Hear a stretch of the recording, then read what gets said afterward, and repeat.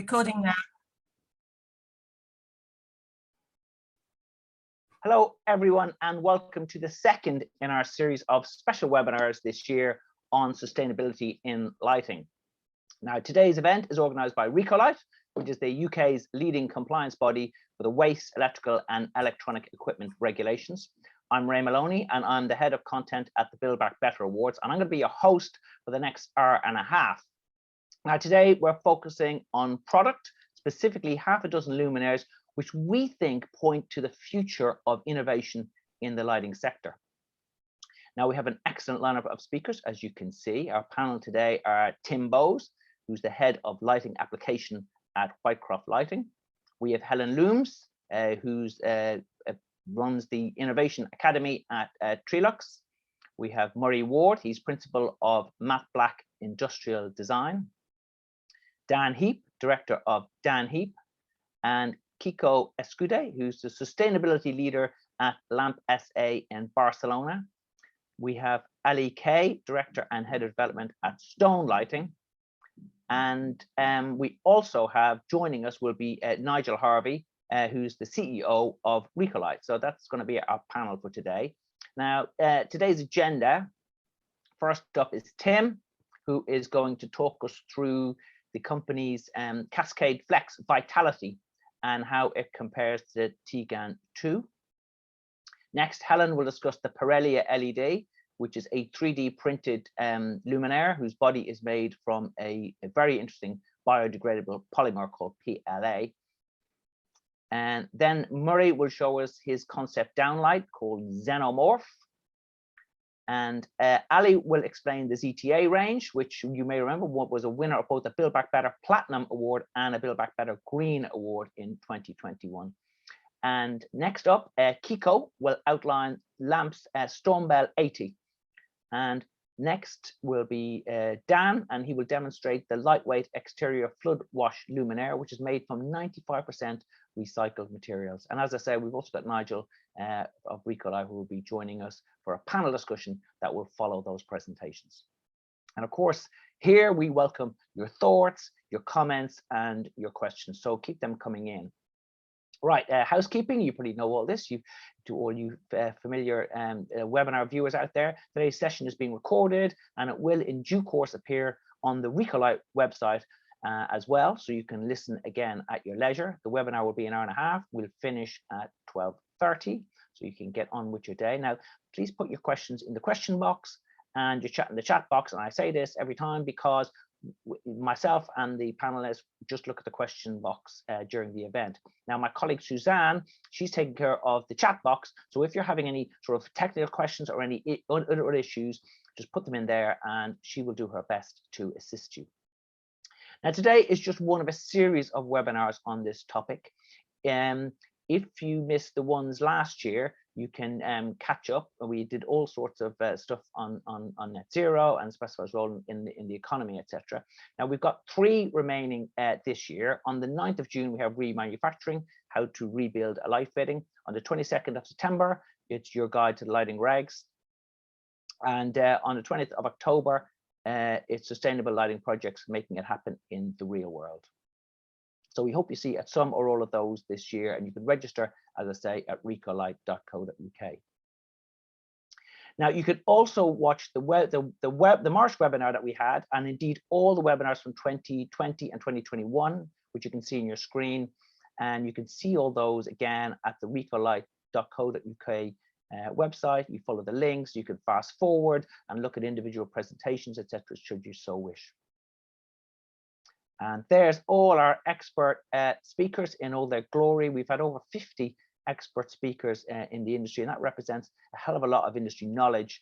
And I definitely recommend you take a look at those. And there's all the organizations and companies that they represented. So there's a lot of good knowledge and a lot of interesting sharing and interesting insights. So please take a look at those. Really good stuff. Now, I usually start these webinars with some of the new big house news, but we've got some big house news, which is a drum roll, please, for this announcement.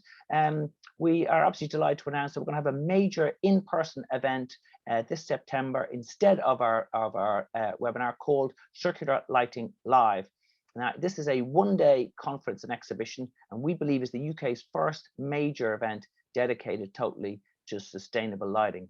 Now, it takes place at the Cavendish Conference Centre in London, which will be familiar to many of you who have attended Lux events down the years. And that's on Thursday, 22nd of September, 2022. So get that in your diary. It's going to be a big event. We're going to have great speakers. We're going to discuss all sorts of things relating to this topic. There'll be an exhibition alongside it with interesting materials and lots of innovations. So, so please make that one of your biggies for this autumn. Now, it's aimed at manufacturers, suppliers, specifiers, and we believe it's a vital event that will give you the insights, drive your business forward, and ensure you stay at the forefront of this sustainable lighting revolution. The website will be going live from next week, so keep a lookout on the usual channels for more announcements, but just giving you a little heads up that that's coming along. Now, another significant launch is the Rico Light report, which is a guide to the latest developments in sustainable and circular lighting. Now, this is where you can learn about the people and the products and projects, the processes that are shaping our industry's low carbon future. And it will include explainers on the latest innovations and standards and guidance. There'll be opinion pieces from thought leaders, video interviews with leading disruptors, and lots of other good stuff about sustainable lighting. I'm delighted to say that I'm honored to be appointed the editor, so I'm really looking forward to getting stuck into that. So keep an eye over that coming up. And our final bit of house news is that Rico Light's one-day workshops on lighting product design for a circular economy have got started. There was one in London. Now they're in person. They're run by Simon Fisher, who's a very well-known luminaire and product designer and founder and director of 𝗥. Now, he goes through all the circular economy standards and specifications that companies can use to show the circularity of their products.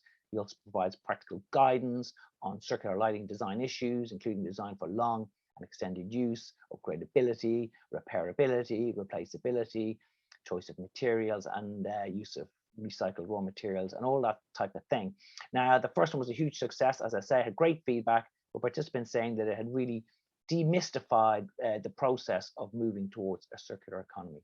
Now, there are 3 remaining this year, 17th of May in Birmingham, the 7th of June in Leeds, and the 14th of June in London. More details, again, as I say, at ricolight.co.uk/training-workshop. So you can just go to Rico Light and follow the links.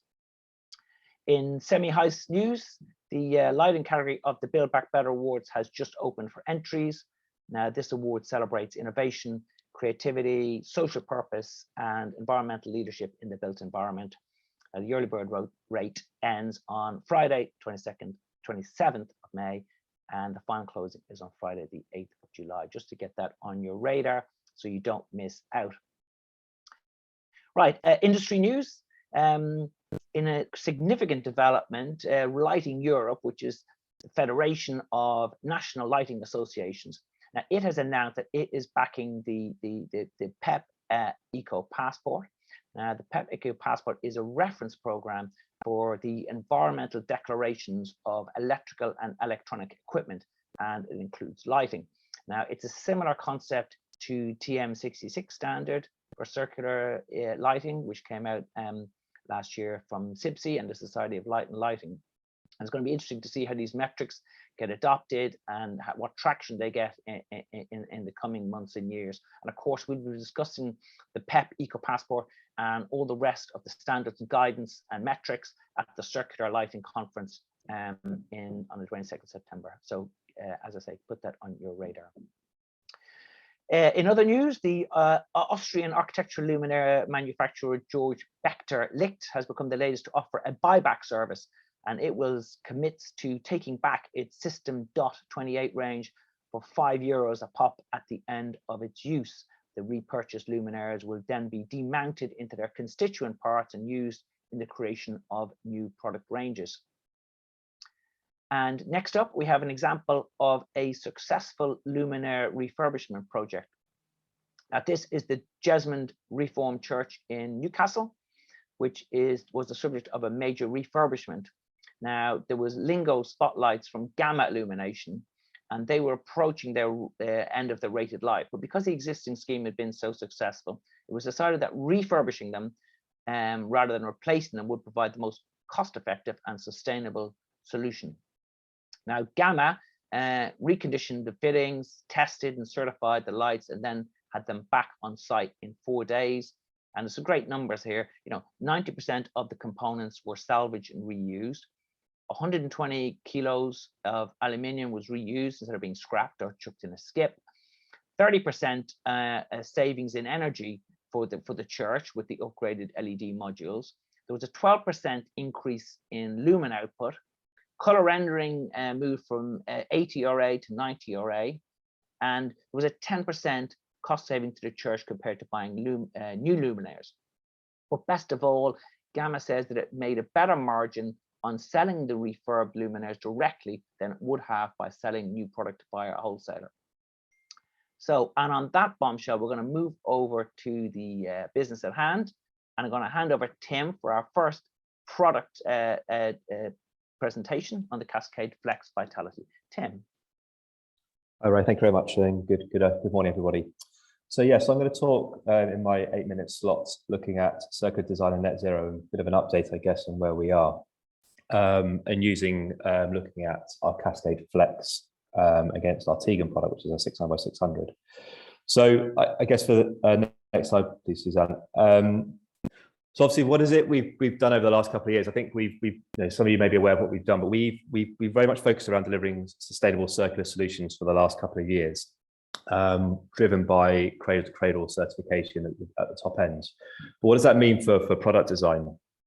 So it's about integrating modularity. It's about not just the driver being replaceable, but all components being replaceable, enabling sort of future upgrade, future protection, creating resilience and building resilience into the products, and maintaining value into the future of products going forward. We also wanted to ensure we deliver the highest operational efficiency. If we're going to keep, one of the key principles of the circular economy, of course, is about energy reduction. So we want to make sure we're using the lowest energy on operation that we can, where traditionally the biggest impacts for lighting have been around. So I'll talk a bit more about that in the presentation today shortly. We also want to challenge our material choices, both the amount of material that we use, and I'll show you an example of that shortly, how that's a benefit for Cascade Flex against Tegan, but also understanding more about what the materials are that go into our products. So working with the cradle-to-cradle certification, understanding the material health requirements that are needed within that standard around toxicity of materials, removing banned materials from our products, and then working with our supply chain to enable us to do that, and that we can start to get much more transparency around our products and what was the impacts on going forward. And of course, by doing that, we can then start to make choices into the future in future products. Of course, and underpinning all of that was the transparency side of things. Make sure we have that transparency about what we're doing and be able to give that transparency to people so they know what their purchasing has followed a clear structure in both the design, but also the materials and the process of production. But one thing that we kept coming back to with our discussions we've had over the last couple of years, one, very positive about what we're doing, but also people also ask us about carbon and embodied carbon within our products as that grows within its importance in the net zero targets. And so we started to think about how do we link some of what we're doing with our product development into carbon savings. Actually, how does circularity start linking into carbon? And this is a quote from the Ellen MacArthur Foundation, talking about, yes, renewable energy efficiency is important, but actually 45% of emissions are associated with making products. Now that might vary across different sectors, different types, but an interesting idea about how do we tackle maybe that 45% and how could circularity start to address that? And looking at some of the papers and some of the research going on out there and guides out there today from the likes of 𝗤𝗏, the London Plan, Circularity Gap Reports, Ellen MacArthur Foundation, UK Green Building Council, are all starting to link circularity as a benefit to deliver lower carbon. So we started to look at, understand what that could look like. So what do we do? How do we start to model this? So as I mentioned before, Cascade Flex was a product delivered from the ground up as being circular in design, enabling modularity, upgradability, reducing materials, and that type of thing. And we wanted to compare that against our flat panel 600 by 600, our Tegan 2. So we used the TM65 tool to enable us to start modeling the carbon impact at each of the stages, stage A, stage B, and stage C. And we modeled it over a period of time. So we modeled it over 40 years. And I'll get to the total 40 years shortly. But initially, we will be able to save over that first period of time, up to 20% reduction. And a lot of that came from material reduction. So we reduced the amount of plastic by 67% compared to a traditional flat panel. And that gave us an embodied carbon reduction just within the initial build of the product. We then used better emergency technology. So again, you can see the 4, 8, 12, 16-year replacements as batteries would be replaced by using lithium iron phosphate technology within the batteries. We could reduce that replacement period and reduce the impacts of what we were doing. But of course, this only reflects the first time of life. Within the circular economy, one of the key principles, of course, is to reuse and maintain and prolong and slow that resource consumption down. So what would happen with a flat panel traditionally is we would need to remove that product. It would get taken out and be replaced with a new product. Whereas with the Cascade Flex, the way it's designed, we just need to replace the components that we need to. So if you start modeling that through now for 40 years, and just move on to the next slide, Suzanne, you'll see actually that impact starts to get far greater. That saving potential actually increases up to 40% over 40 years. So we can not only demonstrate initial savings, but potentially enable benefits long-term within embodied carbon on top of the material reduction needing for access to virgin resources and waste reduction that is often associated with the circular economy. Then just to finish off, how does that then link to whole life carbon? And actually when we start to integrate the operational carbon side of things into there as well. And if you just go to the next slide, Suzanne. So taking these two products and looking at it over 40 years, so this is now including the operational energy consumption, which is the dark green, and the embodied is the yellow figures that you see there. So this is a typical office scheme. 1 out of 4 being emergency, delivering 500 lux over 40 years. 2,500 hours a year, daily controls, using control factors from 15193, integrating all the different losses within the system. And okay, you can see here that the operational carbon within the Tegan is higher than the Cascade Flex. As I mentioned earlier on, we're using the lowest energy in operation technology we can to bring that down. But you can maybe still see that operational carbon is still quite high as a proportion of the overall carbon. And that's based on the carbon emission factors today, which is set by the UK government of 0.2 kilograms of CO2. But actually, that's today's figures. What happens about over 40 years as the energy consumption as in operation will reduce as we move to more renewable energy? And actually, what you find then is the impact of embodied carbon becomes far, far greater. And so the figure that published by 𝗏𝗍 in 2018, and this figure I got from the 𝗕𝗏𝗏 embodied carbon reports, actually shows that over time, as our reliance within the UK reduces on fossil fuel consumption, the operational consumption will become far less. And therefore the embodied carbon impact will become far greater within a project. So as you can see now with a flat panel product, actually the embodied carbon has pretty much 50% of the total carbon consumed within the total building based on some assumptions granted within what you've got here. And then you can see the Cascade Flex Vitality, is still a proportion of the values, but at a lower proportion. Again, because we not only reduce operational carbon, but also reduced embodied carbon as well going forward. So I think start to introduce circularity into carbon, I think it becomes a really interesting model, and steady conversations we're having, starts to pique interest in people as they're trying to deliver these net zero carbon buildings to create more efficient and effective solutions going forward. And maybe sometimes these products won't stay in that building, but they can get reutilized by somebody else within an additional building, either gifted or sold secondhand. The overall impact of carbon, they could potentially be reduced by thinking circular in what we do. So just to conclude, and then I'll pass over to Helen. Circularity for us is driving product innovation. Not only have we gone through Cradle to Cradle initially 2 years ago, and we're going through the recertification. Now within Cascade Flex, we now start to understand our impacts, both material-wise, but also carbon-wise within our products, and help us to make choices around increasing recycled content, changing materials, and figure out how we can create better, more sustainable solutions going forward. But also importantly, circularity goes beyond product design. You can have the most circular product you can. If it doesn't get reutilized effectively and create this network of actors and deliver that opportunity to maintain that product longer, we'll lose some of that. So I think we need to start working about how we go beyond the initial design and really think about that long-term opportunity. I guess, could carbon deliver that circular adoption within the construction industry? Could that help us to open up the opportunity there and circularity, maybe move the conversation on further? And I think, no, there's a real opportunity here to do some of that. So thank you for your time. I'll pass you over to Helen, and yeah, I look forward to questions at the end. Thank you, Tim. Good morning, everyone. I would like to share with you a new prototype product that's made from cornstarch, or popcorn. The idea came about when we asked ourselves a simple question: how can we make our luminaires even more friendly in the long term? And our answer was to look for new materials for the construction of the body. Thank you. We worked with architectural designers Graft in this search as part of our material research, and we wanted the basic material to be biodegradable at the end of the life. Now, polylactic acid, or PLA, is a synthetic polymer, and the base of lactic acid is obtained sustainably from cornstarch. Due to the material properties, the biocompatible thermoplastic is suitable for producing the luminaire body using a 3D printing process. PLA products feature low moisture absorption and low flammability, as well as a high UV resistance, color fastness, and bending strength.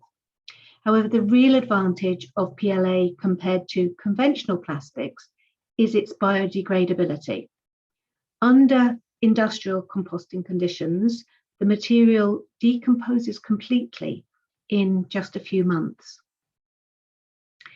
Now, together with Graft, Trilux designed and constructed the first prototype for a PLA-based luminaire, and the choice of Pirelli LED was by no means accidental. The luminaire has already received multiple awards for its design due to its high efficiency and the optics that generate a glare-free light. Now, Felix Glotz, who's the industrial designer supervising this successful project at Graft, explains, "We deliberately selected a luminaire that poses a number of challenges for us in terms of design and construction, according to the motto, if it works here, it'll work anywhere, with all other luminaires." In addition to the housing, parts of the diffuse optic are also made from PLA, and we're currently analysing the quality and the performance of the PLA Pirelli under real operating conditions, and we'll derive all further future measures from this. But one thing is clear: Pirelli LED is already living up to its reputation as an innovation driver, and in the form of the PLA prototype, it's steering towards environmental compatibility. Now, sustainability at Trilux is not just limited to resource and climate protection.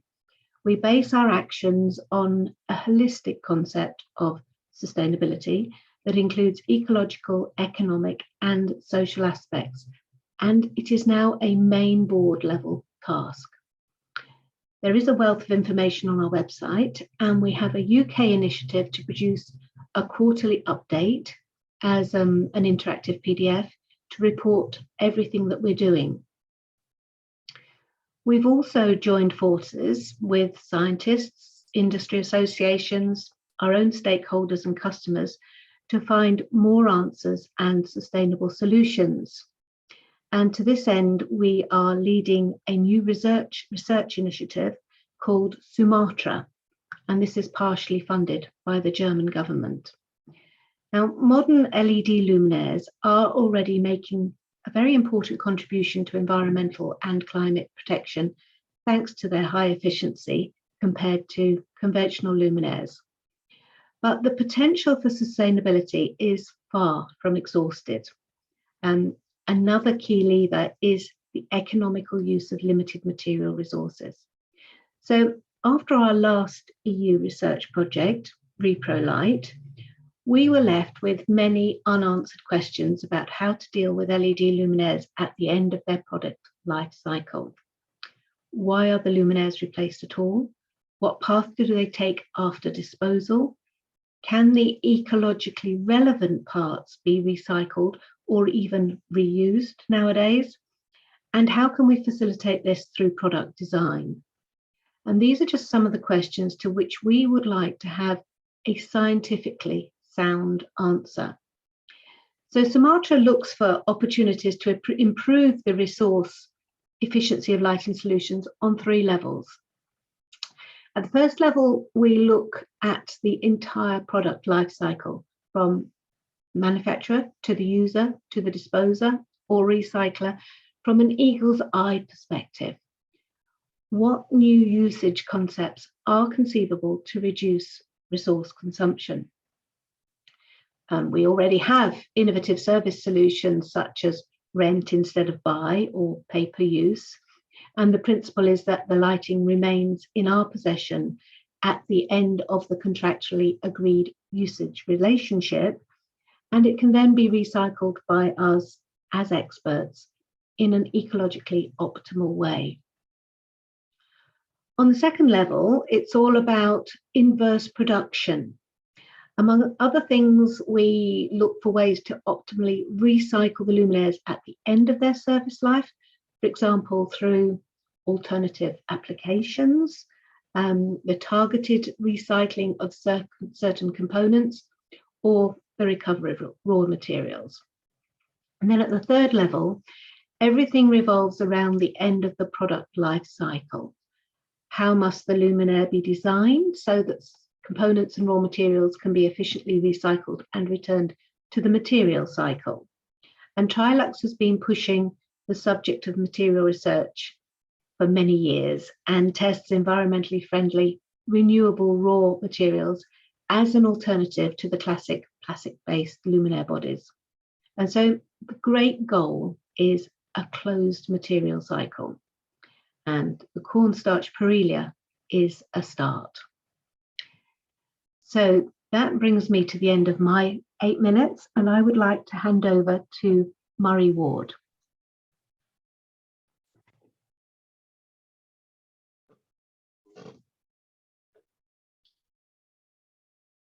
Good morning, and thank you, Helen, and a big thank you to the Build Back Better Awards and Rico Light for inviting me to take part in today's webinar. For those of you that don't know me, I'm Murray, and last year I established the industrial design consultancy Matte Black to aid manufacturers during their development process.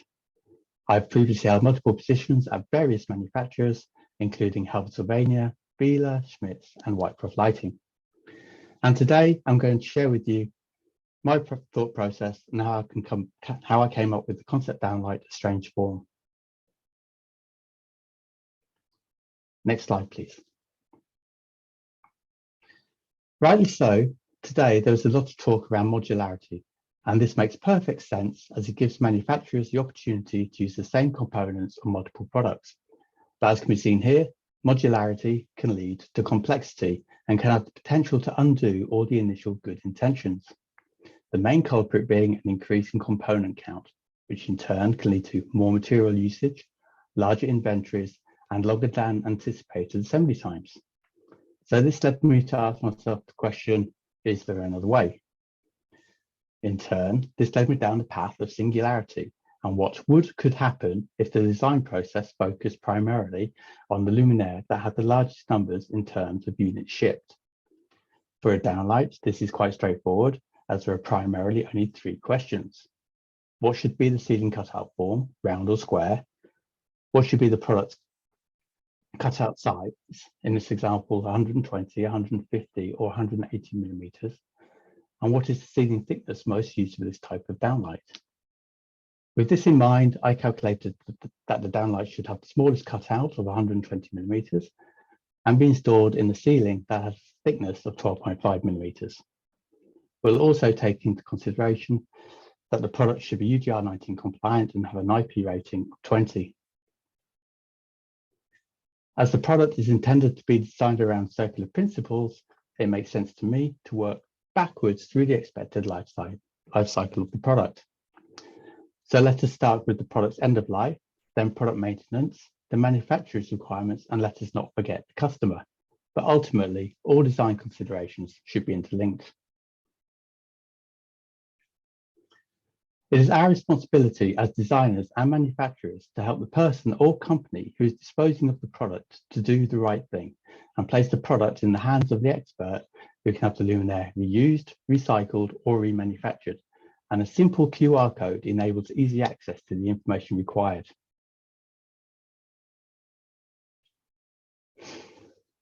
Whether the product is going to be reused or recycled, it has to be easy to disassemble. This version of the luminaire can be fully dismantled with just one tool. All bespoke components are naturally 100% recyclable and have the potential to also be manufactured from recycled material. To help maintain the luminaire, it is essential that the main components are easily accessible. This starts with the easy removal of the luminaire from the ceiling. Here, there are no mechanical springs or screws. The reflector housing is retained in the heatsink via magnetism, and once removed, the heatsink can be easily withdrawn with zero damage to the ceiling. As the luminaire uses the Optica mains voltage LED module series, should the control module need to be changed from 𝗤𝗏 to 𝗬𝗏, it can be done with minimum effort. The light characteristics can also be changed by swapping out the lens.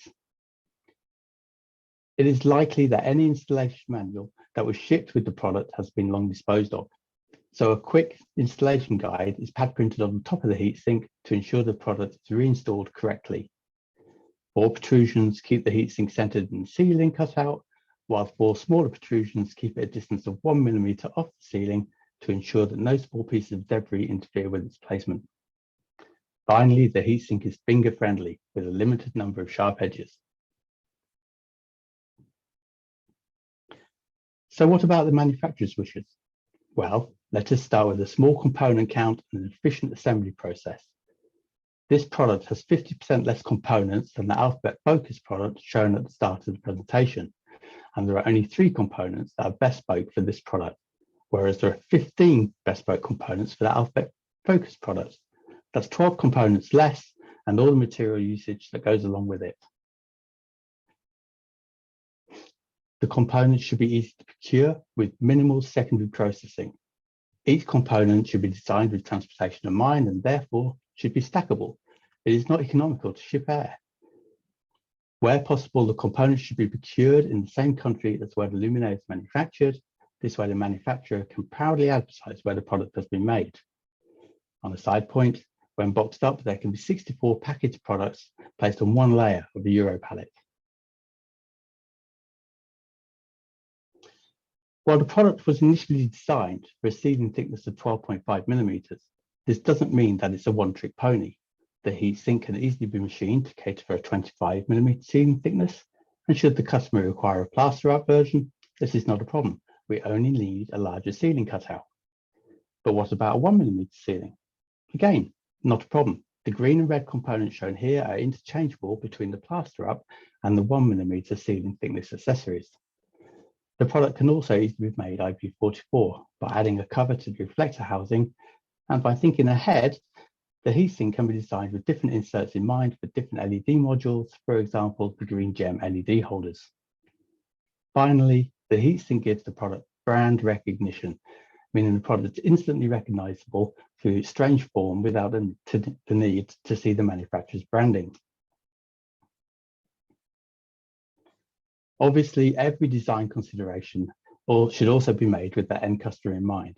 There is no point having the greenest product on the planet if it is not desirable for the architect, lighting designer, specifier, wholesaler, or any end user. So to answer the question, is there another way?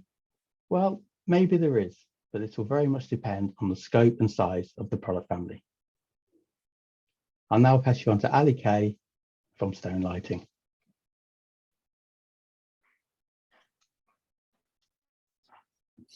Thank you, Murray, for the introduction, and thank you to Rico Light for hosting us here today. We've been the privileged guests of yours before, so you've previously heard from both Dave and also from Roger on our adherence to industry accepted metrics. So if you could, next slide, please. Today I'll focus on the ZTA range and one of the products from that range in particular. Using metrics as a measure of progress to circular manufacture and reduced impact, I'll look at some of the details in this product and how the company supports it. So lighting products for a more sustainable future must consider both their impact and their circularity, twin goals, if you like, both of equal importance. TM65 and TM66 are great tools, as Roger has previously explained, to help quantify the benefits and to help inform design decisions and process decisions. Of course, lighting products for a more sustainable circular future must also consider not only product details, but the company practice and processes as well. You can have a wonderful product design, but if the way it comes to being or the way it is manufactured or supported in service is lacking, then it cannot fulfill the objectives of lighting for a circular future. Next slide, please. So the ZTA50 low voltage track you see on the screen here, I'll take as an example of a product from our range. The first challenge is to minimize the impact when we manufacture the product. And TM65 has been a brilliant way for us to quantify this quickly. Here on the screen, you will see on top right, TM65 embodied carbon impact. That's available now for standard products on our website. Design of robust equipment and supporting business practice is the next challenge and the key to the circular economy. Make it last. TM66 is a great way to measure the circularity of a product. And again, here on the screen, you see the circularity score for this particular product. Again, we're working on embedding these scores for all our products on our website. A large part of the circular economy is the support of products in service. So we make a pledge to support a product for 25 years. So going way beyond the 5-year warranty. Our Renew tool or process offering is a vital support tool in honouring this pledge. Renew is a stone lighting remanufacturing initiative whereby we will accept products back here for remanufacturing, or indeed where we will travel with a mobile workshop to the site to keep products in service. In the next slides, I'll pick out a few processes and design decisions with ZTA50 LV track in mind and look at them with the TM65 or 66 scores as metrics. So the ZTA product range is based on the use of an extruded aluminium profile. For the sake of a hypothetical comparison, let's take two manufacturing methods. On the left-hand side, you see solid bar aluminium, and on the right, we see an extruded ZTA profile that we've designed for our ZTA range. Using TM65, we can quantify an embodied carbon saving of 0.66 kilograms of CO2 equivalent per product using the extruded approach. So just this one detail saves 5% on the embodied carbon of a product. If you start to think of the scale, consider other details too, then a job with big numbers, then these are meaningful changes. The ZTA extrusion uses a 70% recycled aluminium content, and although TM65 uses a carbon coefficient, it's a global average number, so it doesn't accurately reflect this 70% level, but it's a great start. As I said earlier, a quick way to look at embodied carbon impact. Also, by starting with an extrusion, we reduce the amount of raw material we ship when we have it brought to us, and we also generate less waste in the manufacturing process. As a noteworthy aside, the extrusion has several mount hole options to allow different LED modules to be fitted to the extrusion should the light source be changed in the future. Perhaps the original one is no longer available. The next slide, please. For all the stone lighting products, the metalwork components are made in the UK, either in our factory or with local subcontractors very close to us. The products are assembled in the UK, and we only manufacture products that have been ordered. Typically, 70% of our business, the products we manufacture, go to the UK, if you look at the last year, for example. So we have local manufacture for local supply. The map shows components numbered 1 to 18 for the 𝗕𝗃50. So if we consider a hypothetical situation where we decide, for whatever reason, we wanted to manufacture in Asia instead, then we can look at TM65 to give us a comparison and to work out what carbon saving we are making, having made that decision ourselves. So here on the screen, you see that saving. TM65 gives us carbon factors for electricity used in manufacture, and these vary globally, of course. Keep in mind that in the UK, Scotland in particular has a high percentage of renewable energy in its portfolio, and our supplier is 100% renewable. So if we go back a slide, sorry. Again, we see an embodied carbon saving here. TM65 takes us so far, but mid-level calculations don't allow us to quantify the shipping impact too. So of course, if those product components rather were coming in from abroad, there's certainly going to be a big difference. The key message, I believe, is that you should design and manufacture as much as possible, as close as possible to the installation. Next slide, please. The ZTA range has been designed to be easily disassembled with commonly available tools. It avoids the use of adhesives that make separation or maintenance harder. And linked to the product serial number that you find on every product, you can get disassembly instructions. All of these details increase the chances of keeping the product in service in life for longer. On the screen here, you see an extract of the TM66 scoring used for this product. You see it covers the details we've been discussing on this slide. Next slide, please. ZTA has been designed to share components across the range to increase chances that components can be reused. So if a product is no longer required on a project, it can be repurposed to a different task, maybe even at the same location. So here we see an example, we've got the product we're talking about on the left, which shares its heatsink and several other components with those shown on the right. The intent is to keep products in service. Next to that, to keep component assemblies in service. And then finally, the materials. Again, see how TM66 can be used to judge and help us make these design decisions. Thank you. So TM66 is giving us clear targets for improvement to process as well as product design. TM65 has been a powerful tool in the speed that it can be implemented and as a means for understanding embodied carbon impact and designing to reduce it. It has helped in the design of our ZTA product range. Only full LCA, though, will help us to understand impact to a greater degree, the other impacts, energy and use included. Through the UK government KTP partnership that we're involved with between ourselves, Innovate UK and Napier University, we'll be looking into much more detail, the LCA specific to the lighting industry. We also pay close attention to the efforts to create harmonized approaches to LCA lighting products. As this KTP progresses and the skills within our company grow, more in-depth analysis will be possible. And that will take us to another level, if you will, on top of the work we've been doing with the tools so far to make product design and process improvements.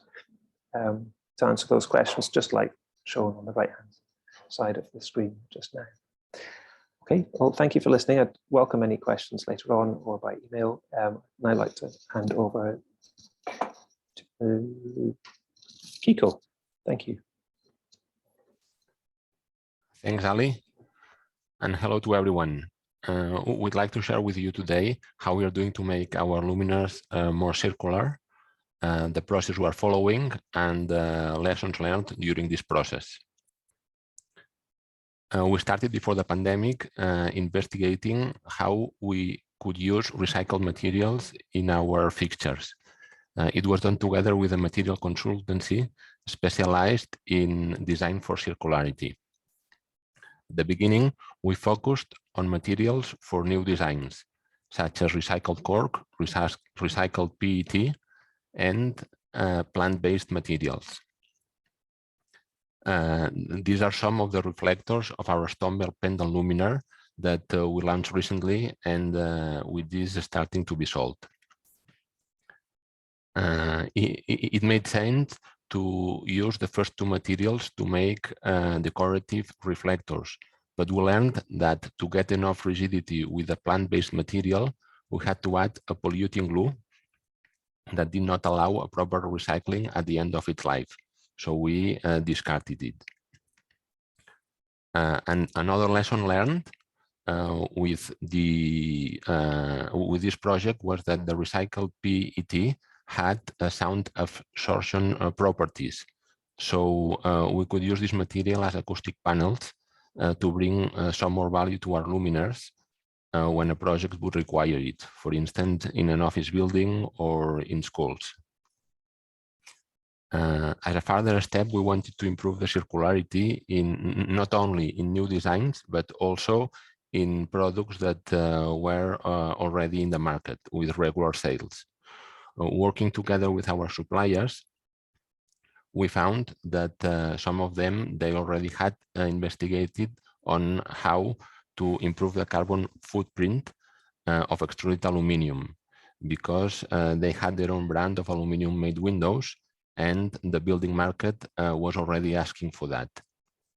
Then we could change our profiles from primarily aluminum to recycled aluminum very fast.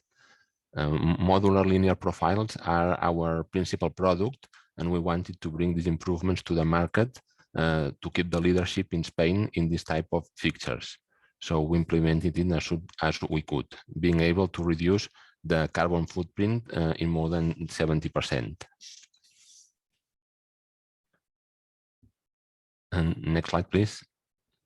Yeah, the next step was to investigate more deeply about the carbon footprint all along the life cycle of the luminaires, from the raw material extraction until the dismantling of components at the end of its life. We took our two best sold product families, the fill profiles and the combing downlights, and look for the carbon footprint potential reduction in changing materials. Our goal was to use the lessons learned not only in the particular pieces studied, but also in other pieces that we were using. In the combing downlight, several tests were made with the secondary reflector, which also acts as the body of the downlight. We found that making the reflector with post-consumer recycled polycarbonate instead of regular polycarbonate, there was a 96% improvement in the carbon footprint of the reflector of this piece, without significant changes in the photometrics and the mechanical properties. However, it means only about 3% improvement in the total carbon footprint along the cycle of the fixtures, the life cycle of the features. Such a big gain in the piece is not that big in the full life cycle, because most of the carbon footprint of a luminaire comes from the energy consumption during its life. With the fill profiles, we already had improvement from primary aluminum to recycled aluminum, but as leaders in this type of fixtures, we wanted to go further. There was a high carbon emissions reduction potential if changing aluminum profile from aluminum profiles to recycled polycarbonate profiles, because it is true that aluminum is 100% recyclable in infinity times without losing its properties, but it needs a lot of energy to be extracted and to be transformed. Making several tests with several suppliers, we learned that it is not possible to replace an existing profile designed for aluminum by recycled polycarbonate, because they are too different mechanically. However, the door is open for new designs with this new material, because but it will have to be considering this new material from the very beginning. This is why now we are taking the eco design into account when we design new luminaires, because it is in the moment of conception of a product when you can consider all aspects as how to reduce it and how to update it with the objective to keep it being used as long as possible, and also how to separate it into spare parts and recycle them at the end of the latest possible end of its life.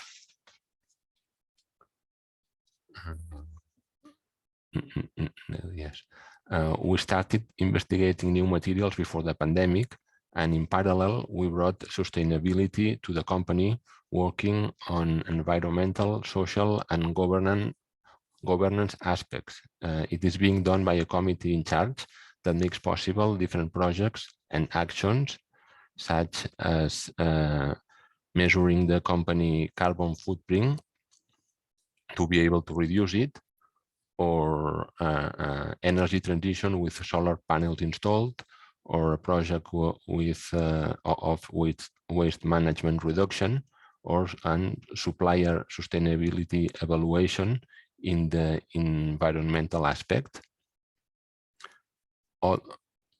Others, like a quality plan and a learning platform in the social aspect, and public commitment with sustainability as a signatory member of the United Nations Global Compact in governance. Yeah, these and other actions brought us several achievements, such as the 𝗂𝗏𝗵 Silver Medal and the Sustainability Award for medium-sized Spanish companies. Thanks for listening, and it's time to pass the word to the next speaker, 𝗪𝗶𝗴𝗵.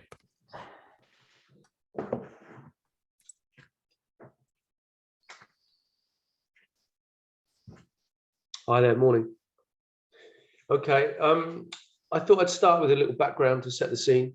I originally studied product design and then did the mythical Bartlett MSc lighting course. I then worked for other people for a couple of years before setting up Mind's Eye, a lighting consultancy in London, and White Goods, a product design company you may have heard of back in the 2000s. In 2005, I ran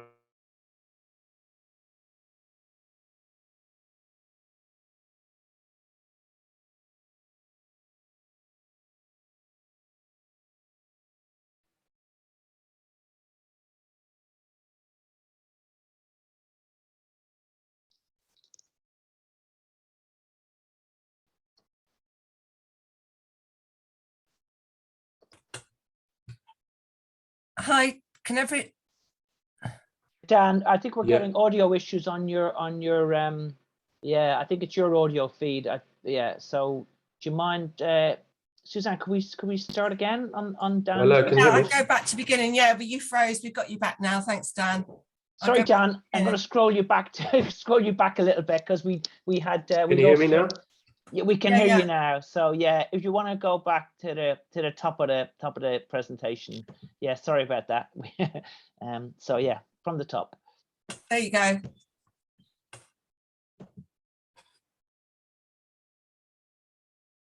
Dan, can we hear you? Dan, we can't get any audio from you at the moment. Yeah, Dan's disappeared. Okay, we've lost Dan. So what I suggest is that we go to a panel discussion, and when Dan comes back, we can restart again, can't we, Suzanne? Yeah, I'll stop sharing and hopefully we'll get Dan back soon. Okay, all right. So I'm going to invite all those speakers to, if you could just unmute yourselves and turn on your camera. We can just get started till Dan gets rescued from whatever not spot. Oh, there you are, Dan. Can you hear us okay? Is that better without my earphones, perhaps? Yeah. Let's give it one more go, Suzanne. Let's give it one more go. So, if you want to share your screen and Dan again from the top. Okay, you starting from the beginning, yeah? Yes. Can you go back to the first slide, Suzanne? Or yeah, that'll do. Yeah, that's fine. I'll just let them scroll until I catch up with it, if you like.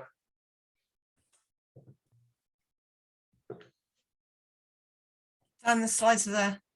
Yeah, we lost you. Yeah, We lost your wait until audio. it reaches. We lost your audio really early on, Dan. So if you just want to start from the top, that'd be great. Okay, can you hear me now? Yes. Okay, correct. Okay, cool. I thought I'd start with a little background to set the scene. I originally studied product design, and then I did the Bartlett course that a lot of people have done, which allowed me to walk into a nice job for a few years before I realized I wasn't necessarily cut out to have a boss. So I then set up Mind's Eye with 2 other guys in London. And we then set up White Goods, who you've probably heard of, which was the first of the plastering products. Then in 2005, I went to France for a weekend to buy a little flat and bought a farmhouse, and subsequently disappeared and decided London was no longer for me. This was when I set up 𝗕𝗏 as a lighting consultancy. We work on a broad range of lighting projects, both interior and exterior, and through these jobs, new ideas evolve into new products. Innovation's at the heart of what we love to do, so almost all our projects have an element of crazy to them. We try to do things that haven't been done before. We're using materials in an unexpected way. I work with my wife, who's also a designer. She has a very different approach to my quick sketch and then grab the hammer. And she has more of an idea of the beautiful over the buildable. Between us, I think we create some beautiful things. We work on a lot of high-end residential projects, as well as increasing amounts of landscape lighting and art lighting, both inside and out. These types of projects offer good opportunities for innovation. Our transition from concept to working prototypes is often a very quick and spontaneous process for us, as our design studio and workshops are only a few minutes walk apart. I'll often have an idea for a project before I've even got dressed in the morning and be out in the workshops building a quick mock-up. Many of our products evolve in the same way, allowing us to be quick with the development process, not get bogged down in overcomplicating and over-designing only to find the basic concept itself doesn't actually work. Our recycled journey began in a way through a brief given to us by a guy called 𝗏𝘀𝗆, a famous Spanish interior designer I'd been following on Instagram and sharing our work with, and who liked what we did but was waiting for the right project. In 2020, he gave us a brief to create a very natural looking pathway light for a beach club in Ibiza. We played around with natural forms, river stones, etc., and arrived at a squash pebble-like form with a concealed LED at the top of its mouth. We 3D printed a mold, cast a sample in concrete, and I set off on a plane with quite a heavy bag to show 𝗏𝘀𝗆 what we'd made. We got a big thumbs up for our design, and we set about having GRP molds so we could make this first 20. The fitting's called the Lightweight, an obvious play on the fact it's a light and clearly is anything but lightweight being made of concrete. The fitting has a concealed LED 1.5 2700 Kelvin LED light source set within a clip-in brass channel, which is particle resin to achieve IP65. These fittings run off a remote IP rated power supply. Being clip-in, the brass light strip element can be removed for repair or recycling at end of life. The Lightweight sat in our range for a while until we started to look at sustainable recycled luminaires. The way we design small, quick turnaround, low volume allows us a certain freedom. We love to innovate and play with light, and we also love to reinvent and revisit old designs. More recently, we began to innovate with the materials we use for our products and push ourselves to be more sustainable or use recycled materials. I then had a light bulb moment in the shower. Why not try recycled materials for the Lightweight? We have the molds. I jumped in the car and drove to the recycled concrete recycling yard I drive past every week and begged a bag of this rubble to test it with. I did a test cast, came out perfectly. This amounted to 70-75% recycled material. I then began to research the subject further, discovered concrete amounts for up to 7% of CO2, more than aviation travel, in fact. If we could make a product with recycled materials, we would not only be making unique exterior lights, but reducing our CO2 output at the same time. A little more research revealed recycled aggregate is called Urbanite. I thought I'd like to give this new side to our business its own identity. Urbanite sadly was taken, but Urbanlit was born. It sounds a little German, but we all know Pret-a-Manger isn't really French. From these tests, we began to research and test other recyclable or sustainable mixes. Why not hemp shavings is used for animal bedding and historically used in construction. Very strong, lightweight, and a beautiful texture. Why not wood shavings, a byproduct of local wood yards, traditionally in fact burnt to dispose of producing CO2. The result was also a 50% weight saving, so cheaper to ship. 50% weight saving and carbon trapping, what's not to love? Why not oyster shells, another waste product locally as they have huge oyster beds? Natural waste and sustainable, mixed with recycled glass, it creates a beautiful material. I brought home a bucket of shells, smashed them up, cast a prototype, and it worked. Each material has its merits, but there are also knock-ons like slower drying times, color differences, harder to pour. It's a learning curve, but it's very rewarding and gives our products a USP. On top of all this, our fittings can also be recycled at end of life by removing the LED element. We literally send the body off to be chipped up into more Urbanite. The next step for us, we also use recycled fruit boxes for shipping. We use straw and recycled paper. To explain our design method, an idea comes into my head, quick sketching session. I then pass the sketch to Tom, who we design with, to turn my sketch into the 3D rendering for client presentation. We then print a sample of the product in plant-based medium. This model is then hand finished and is used to create a two-part silicon rubber mold. We even put our waste rubber through the mincing machine, washed of course, to create chips of rubber to bulk up future molds, reducing waste and rubber costs. If the product run is larger, we'll outsource and have a DRP and silicon mold made to allow 5 to 10 units per day. We work with a larger concrete company who are used to using recycled materials in their mix. Other times, if the product is simple enough, we'll do a test mold over a suitable former to test mold release and strength, as well as the way the material behaves when lit. And this will progress to a proper mold and production run. This allows us to take an idea in the morning, pour a test in the afternoon. By the following day, we know if the form will work, if it will crack. We can then play around with LEDs with inside it to see the transparency, etc. Alongside the work we've been doing with recycled concrete, we've also been working with Midton Acrylics in Scotland. We first became involved with them on another product of ours, clear drops. This is a clear resin drop with inclusions of shell fragments and dried flowers. We first developed, in fact, with Stone Lighting, Ali, who was speaking earlier. Midton are innovative in that they have invested to recycle their acrylic waste by chipping it into a variety of chip sizes. They mix these chips with a percentage of what they call virgin material, i.e. new resin, to create a product they call remade. This is 60 to 70% recycled material, depending on the color. When Mark and Midton mentioned this new material to me, I was super excited and offered to work with them to design a range of lights. It gave us an opportunity to work with a brand new sustainable plastic and gave them a way to showcase remade, a win-win really. Working with Midton, we're even able to offer our clients who will recycle their acrylic waste from store strip out, literally recycling their old store into a new one. The results of this collaboration are 2 exterior floor wash luminaires, featherweight and heavyweight, which are two-thirds size version of our lightweight luminaire. And we've also designed 2 interior pendants, all that glitters and all that glows. The amazing results are using the opal version of the remade gives a soft glowing luminaire. By contrast, the black allows either a completely hidden, highly reflective fitting in the heavyweight, or the less dense chip size, the all that glitters, which literally, well, it glitters. We recently had a stand with Midton at the Surface Design Show at BDC. The response from almost everyone we spoke to was incredible. It's very exciting to be at the front end of a new wave in architectural design. No one expected recycled material to look so beautiful. The downside to recycled acrylic is a surprising cost. I think the actual process of recycling material is so intensive, the end result comes out quite costly. We find ourselves ironically designing to minimize the amount of raw material in our designs. This is a good thing on one hand, but it's initially surprising given this material has previously been thrown away. I think this is an element of recycling that we should all keep an eye on. Much of the glass that's recycled ends up being used in basic concrete as the mix of colours make it unsuitable for reuse as glass and bottles. The actual cost of collecting it, cleaning it and chipping it is more than its real value in the marketplace. I hope these examples offer an insight into our approach to create sustainable lighting and using recycled materials and industrial waste. In the future, we'll continue to innovate and explore other materials.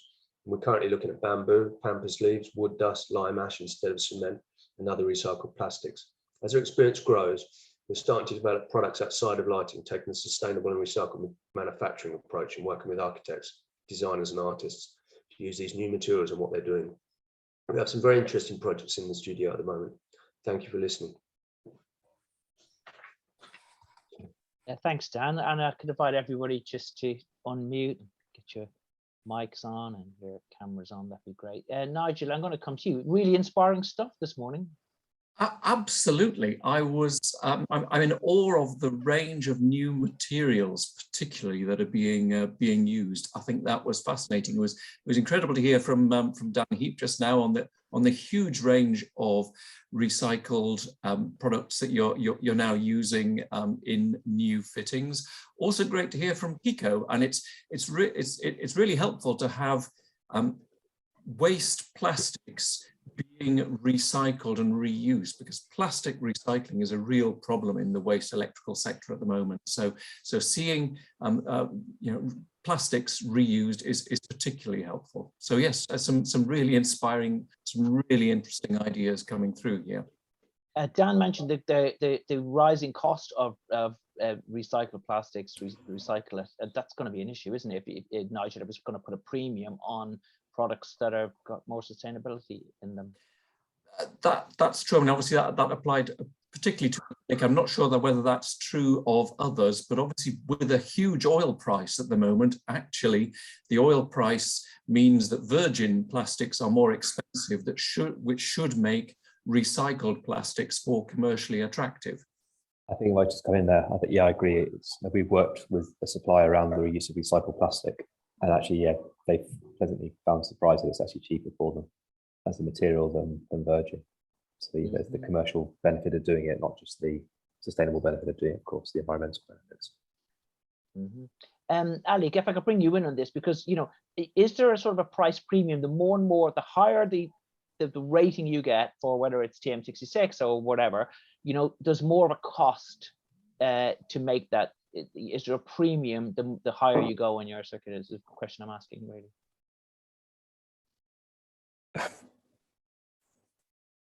Well, we have a couple of new products that use recycled content. In fact, use waste products from our own manufacturing stream. So you saw one very briefly. We have, as a byproduct of the powder coating process, microplastics created overspray, a small amount. But actually, again, working with Midton, we found a way to capture that microplastic so it doesn't go in a bin bag and go to landfill, but it'd be used to add value to what would otherwise be waste. It's not waste until you waste it, as they say. So the PLP part of the ZTA range is designed to do just that. But in terms of cost, well, there's a charge for it. There's a process involved in making that product, but what's the alternative? It goes to waste. So I don't know if I've entirely answered your question. Hopefully interesting. Well, it's just my concern that, you know, that a price premium for products was going to slow its adoption across the board, isn't it? That would be a fair assumption. Can we talk about metrics now? Ali, I've seen you're starting to use TM66 and measure your products against those. What's your view of the metric landscape and where you're going to go with that? Or I think TM65 and 66 have been fantastic. TM65, especially in its ease of access to understanding embodied carbon impacts. It's a tool that can, with a bill of materials and components by weight and an understanding of the manufacturing process, you can quite quickly start to look at what you're doing and evaluate the design and process decisions.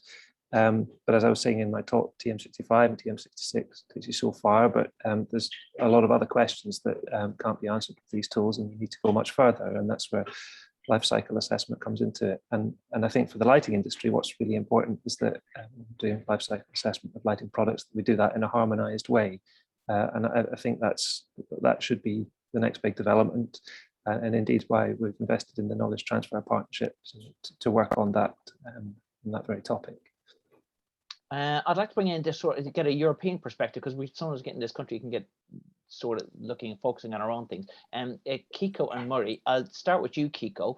You know, when it comes to metrics for your products for circularity and for sustainability, what sort of ones are you looking at? What are you adopting on your LCAs, etc.?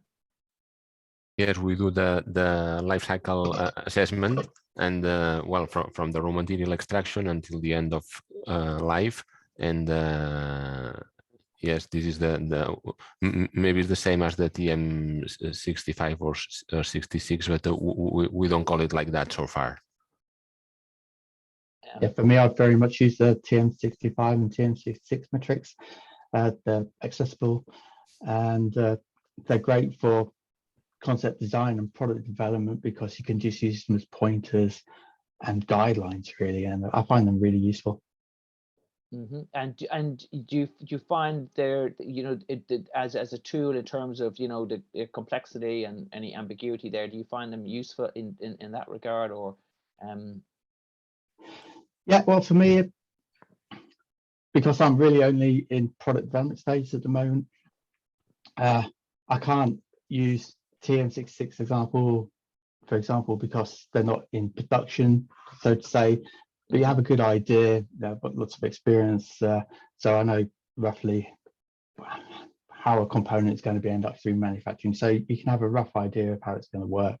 I think it's quite clear, and like I say, it's better to have a good solid starting point than no starting point at all.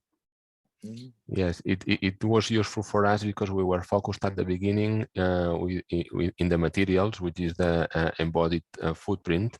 But then after doing the complete life cycle analysis, we saw that the main impact was during the lifetime.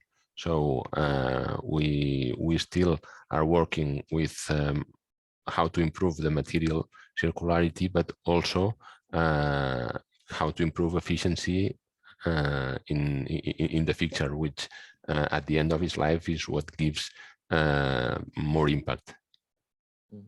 Helen, if I could bring you in here, what's Trilex's sort of view on the sort of metrics that are coming through, or is it kind of customer driven, or how are you seeing it? Yeah, I think TM66 and TM65 to a lesser extent are only just being looked at. Life cycle assessments are important, and it is very much customer driven. Some people will ask for one type and some for another. So we're still seeing TM65 and 66 being very UK based. It's not really spread across the rest of Europe yet.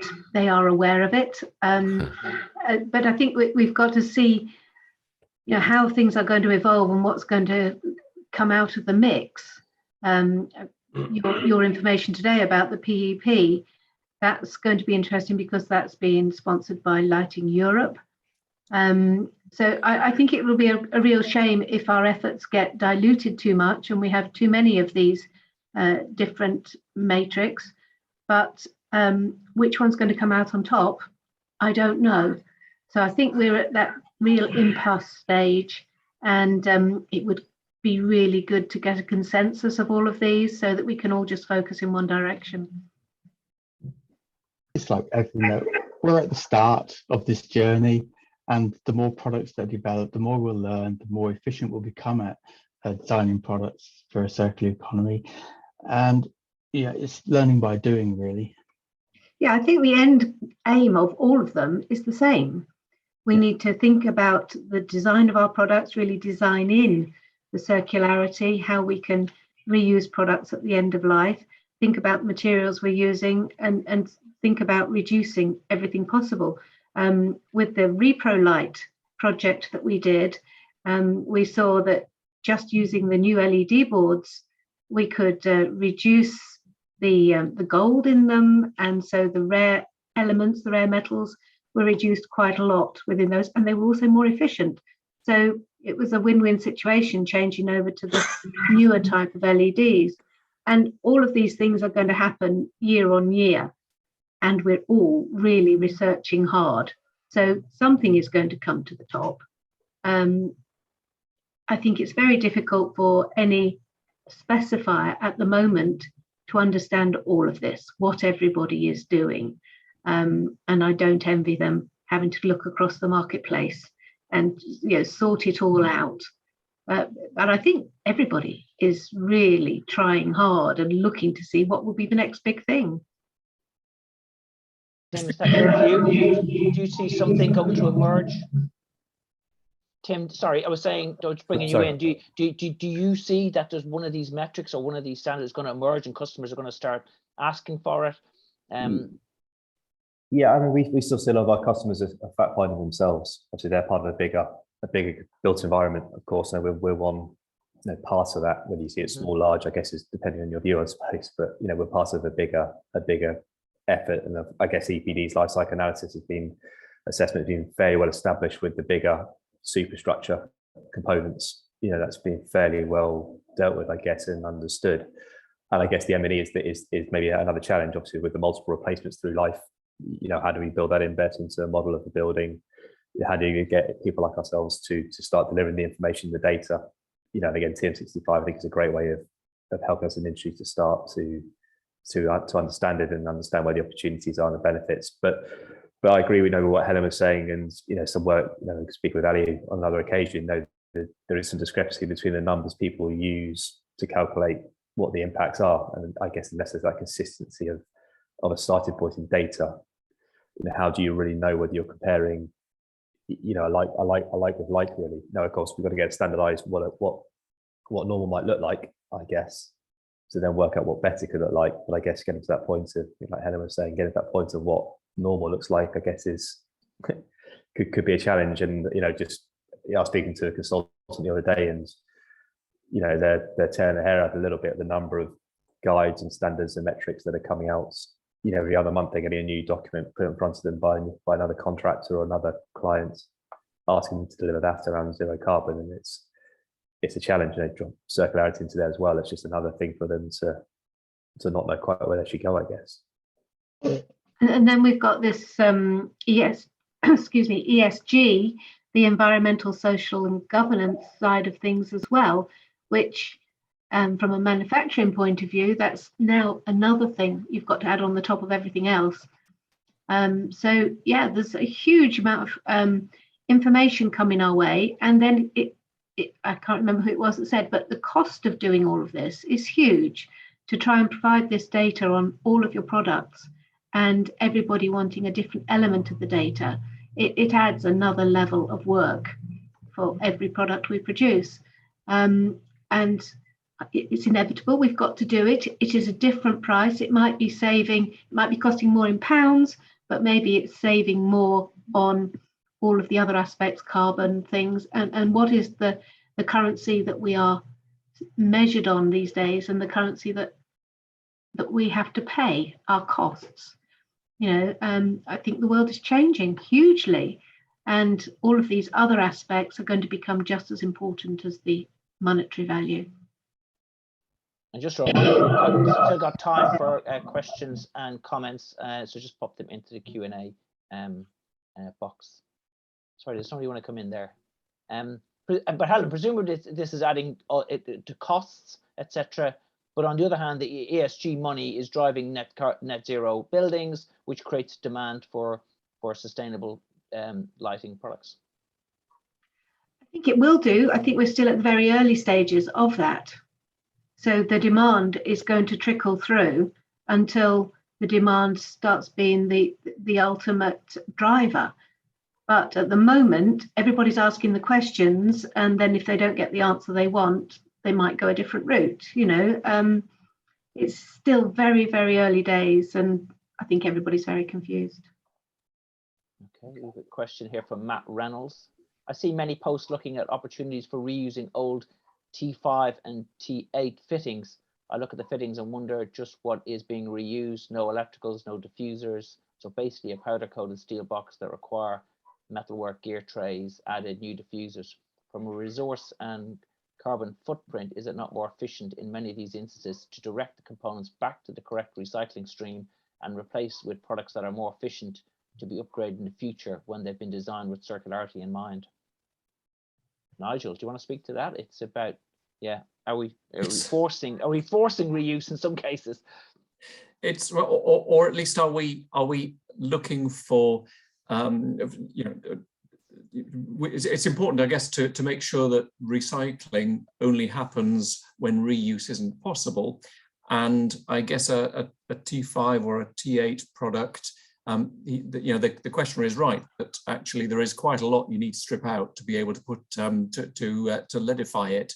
But at the same time, the body has a lot of embodied carbon. I mean, I think Tim's presentation was quite revealing, wasn't it, in showing the scale of the embodied carbon as a proportion of the total lifetime carbon. So I think the reuse should continue to have a really important component where we can move into reuse, even if it does mean that there are not a huge number of components that we're going to be able to take out of the traditional fitting and upgrade it to LED.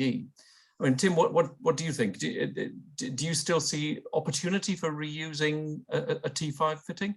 Yeah, I think yes, we do, and I think Matt's right. You've got to balance the operational performance, and there's little point doing it if you're going to add a couple of lumens per watt, onto the product, but you could maybe double it, triple it, if you went to an LED solution. So I think we have to do that analysis, but I think the likes of TM65 can help at that early stage to understand where the impacts could be, the benefits could be, and try and create that wider overall benefit and impact in what we do. I guess we've got there's an element as well, of course. We're on the journey to deliver better innovation and no longer term improvements. Of course, by doing these things, we learn, we understand, we may make mistakes. You know, that's part of learning, of course, isn't it?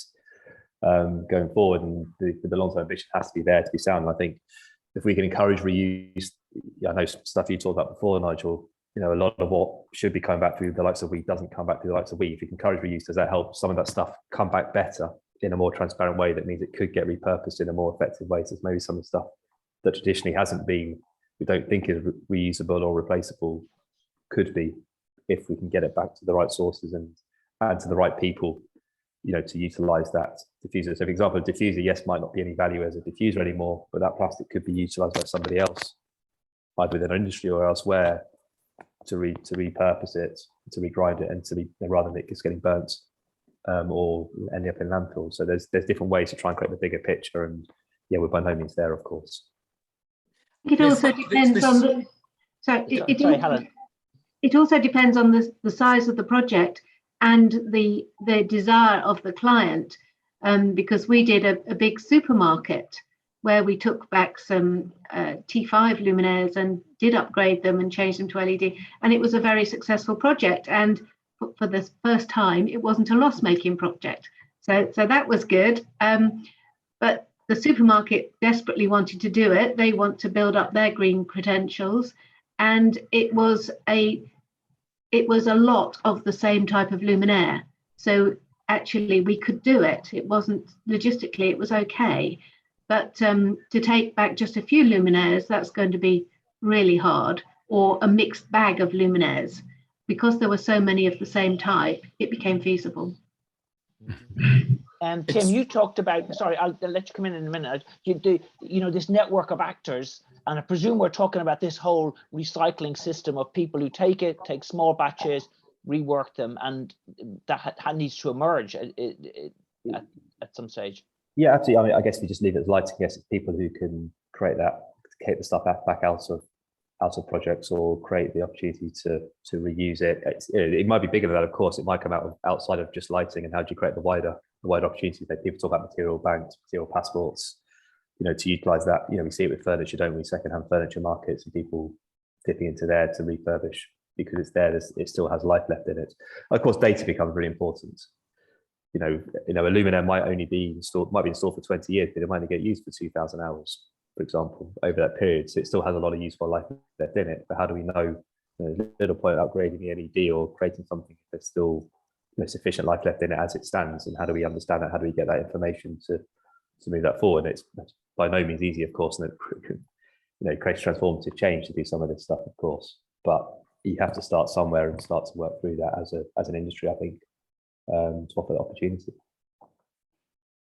Nigel, what's your view? I mean, in terms of where we are in the speed of these new business models emerging? Well, they're not emerging in any huge number at the moment yet, but actually next year, if the RoHS exemptions go ahead in the UK as well as across the EU, effectively the sale of T5 and T8s will cease. And actually that itself could drive more opportunity for the leadification of traditional fittings, because there'll be large numbers of traditional fittings that may not be able to be relamped within a few years, and therefore leadification would be an opportunity. So that itself might be a driver of more companies getting into this reuse market. Mm-hmm. And do you see it sort of this reshoring that people talk about, bringing back some of the manufacturing and reworking that we exported, frankly? Do we see that growing in the UK? I think it has to grow, because if you're looking at reuse, it doesn't make sense to try to ship the product elsewhere to then ship it back to the market in which it might be reused. So I think, yes, we're going to see an increasing amount of reuse activities taking place close to where products arise as waste. Because Ali, you spoke about this, where shortening supply chains, and you've taken a really active role in doing that in Scotland. Yeah, we see an increasing demand by the week for customers to have us look at remanufacturing or renew opportunities. And they're starting to think in slightly different ways in cost terms. So the cost of actually doing the renew manufacturing work, but also in carbon terms. And I think it's really interesting that you can look at a renew or remanufacturing opportunity and spell out the options to the customer. I think if they have their targets for net zero and whatnot, then it's really interesting to them to understand the carbon cost for a project. When you get some large organizations looking at whole portfolios of buildings, then this really is an important point for them. And Dan, if I could just bring you in or talk sort of, your view on the sort of innovation in this space. I mean, presumably you're saying the lighting industry needs to be more, look a bit wider for its materials and recycle it. I think hearing what I've heard today, obviously we come at it from a completely different angle to everybody else, because the scale of us and the fact that, I measure when people are talking about these measuring how you're performing and the rest of it, that's quite alien to me.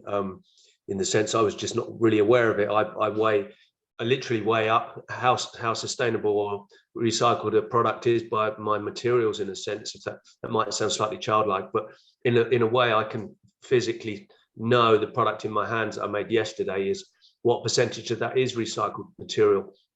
So maybe that, I don't know whether that's inspiring to other people or not, to approach it in a slightly different way, that you literally view the raw ingredients of what you're manufacturing, and then think afterwards, when that product's finished with, what can we do? I'm yet to do it, but I've got 2 failed lightweight fittings downstairs. I'll put in the smart car and take to the chipper and film and put on Instagram, just to physically show that process. For me, I think that's getting closer to it is perhaps quite an exciting thing. I know for bigger companies that's more difficult to do, but certainly from our point of view, I'd measure how we're doing it in that way, I guess. A reminder, Sophie Parry is saying, don't forget that when repurposing legacy luminaires from fluorescent over to LED, you also need to consider the light quality and the photometric performance for the LED outcome. Useful reminder there. Murray, just a quick one on your side. Is magnetic components really a good way to avoid using bonding with adhesive? Is that a thing? Good question. I would say, why not? Because it depends how the magnetic component is integrated in the other components. For my example, a strange form, it is pressed, so it's staying in the heatsink through a force. There are no bondings, there's no glues or anything. So I personally, I don't see it as a problem. There are lots of luminaires out there that already use magnets for maybe clicking on bezels, etc. So it's just using magnets in a slightly different way. And they would help with demounting at end of life, I presume. 100%. It's as you could see from the exploded or from the separated images that I sent out. There's really nothing to this luminaire, and you can. Yeah, I've got an example here actually of 3D printed from PLA. You can't see it. If you put it closer to your face, you're blurring. The king is kicking in. So this is all 3D printed from PLA, and here the reflector is a prototype, but it's just these 4 little magnets, and this is where it gets tricky. So yeah, easy to demount. If the heatsink goes through, really straightforward. So yeah, why not? I think the main question is to try and be a little bit creative and look for different solutions. Whether that solution is the end solution, who knows? But you've got to ask the question to get a response. Now, is your product got a manufacturer? Are you pitching it? Is it available? I'm just yes. That's a good question. No, at the moment it's purely a concept. It's not a finished product. It would need some work probably on the thermal designs, etc. But obviously, if a manufacturer out there is interested, they can give me a call or send me an email, and we can discuss. Yeah. Good. Well, hopefully we'll marry you with some that would be great manufacturer out there who's interested. So get in touch and we can help pass on any pass on your contact details. Okay, we're going to wrap up there. I mean, really, really inspiring stuff today, I thought. really useful. A reminder to put 22nd of September in your diaries for the Circular Lighting Live event, which we're very excited about. We'll drill into a lot of these materials, the issues about metrics and LCAs and the PEP Eco Passport and all that type of thing.